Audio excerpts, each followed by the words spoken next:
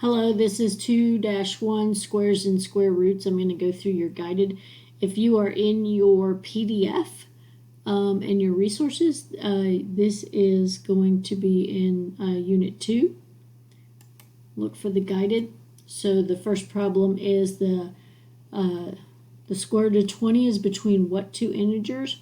What I'm going to do is I am going to think of my perfect squares, and I have the square root of 16, which is 4, the square root of 20, and the square root of 25, which is 5. So my answer would be between 4 and 5.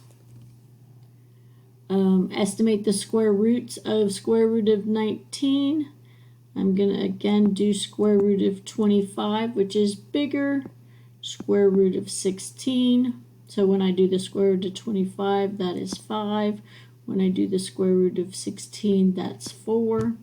Therefore, this is between 4 and 5. Here I'm doing the square root of 68. I'm going to do the square root of 64, which is 8, and the square root of 81, which is 9. So the answer is between 8 and 9. Another way you can do this is at the very beginning you can just start talking about 1 times, I'm going to go relook at number 1. 1 times 1 is 1, 2 times 2 is 4, 3 times 3 is 9.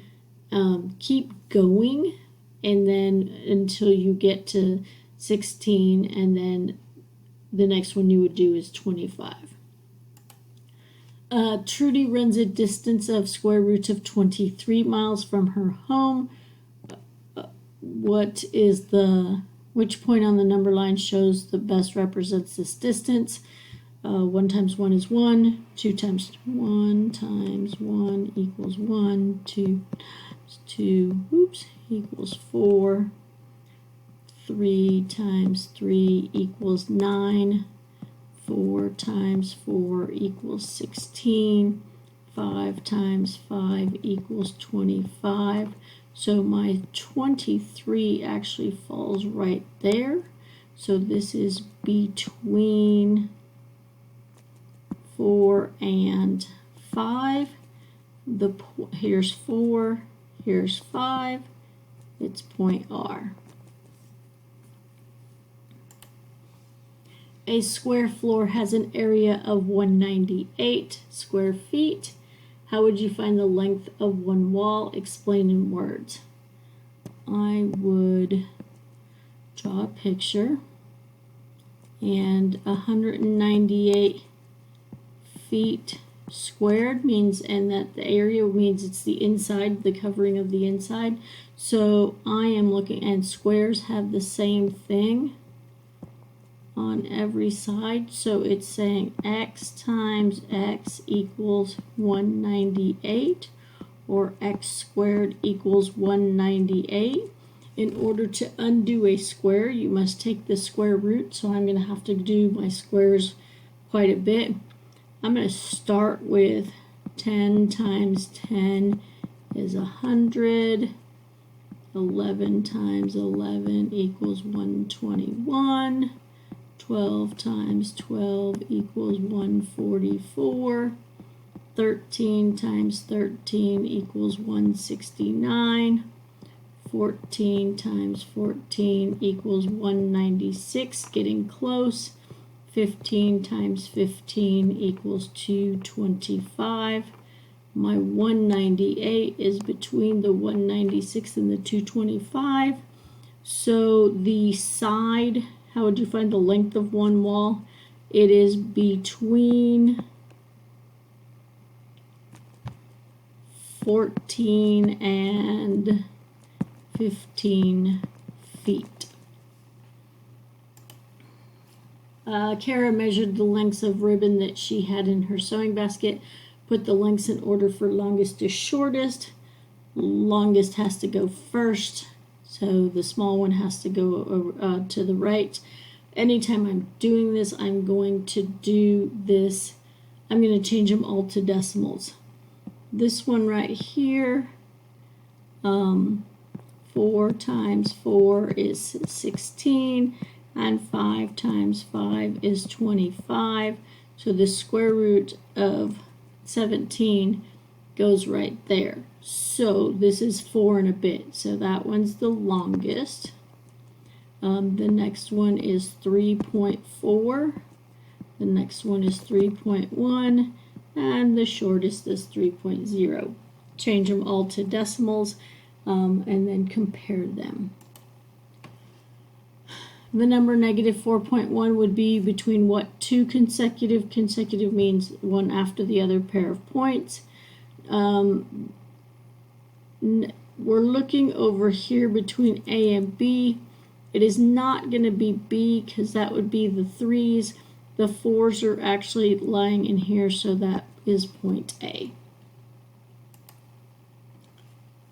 Put the values in order from least to greatest.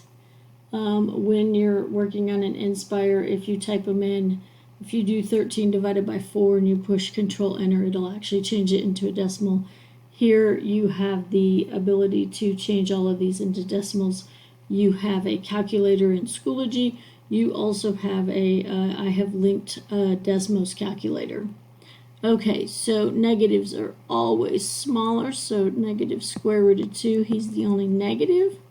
Then the 0, square root of 5. So I have 1 times 1 equals 1, 2 times 2 equals 4, and 3 times 3 equals 9. So square root of 5 sits right in between here. So this is 2 and a bit. Okay. 13 divided by 4 is 3, which would be 12, and 1/4, which is 0.25.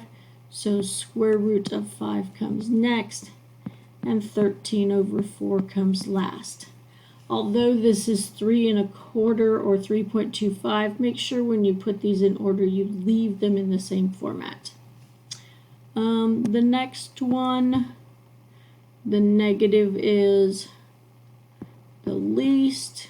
All negatives are less than positives. 3/4 is less than a whole, so it's less than 1, so it goes here. Square root of 10.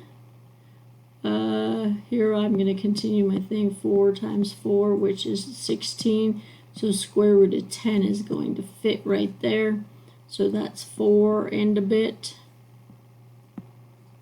So that's 3 and then square root of 10. You can also put those in the calculator. Here we have 2 negatives. The bigger looking negative is actually the smaller number, because if we are doing a number line, we have a -3 here, and then a -4 here, and then a -5 here. So when I have, this is -1.5, and this is less than 1, so -1.5 is the littlest guy. Then -3 over 7, and then I have 0.75, and then I have 2. Whenever you are ordering numbers, make sure you put them all into decimals and compare them that way. When you are estimating square roots, make sure that you are listing your square roots and finding out which one they are.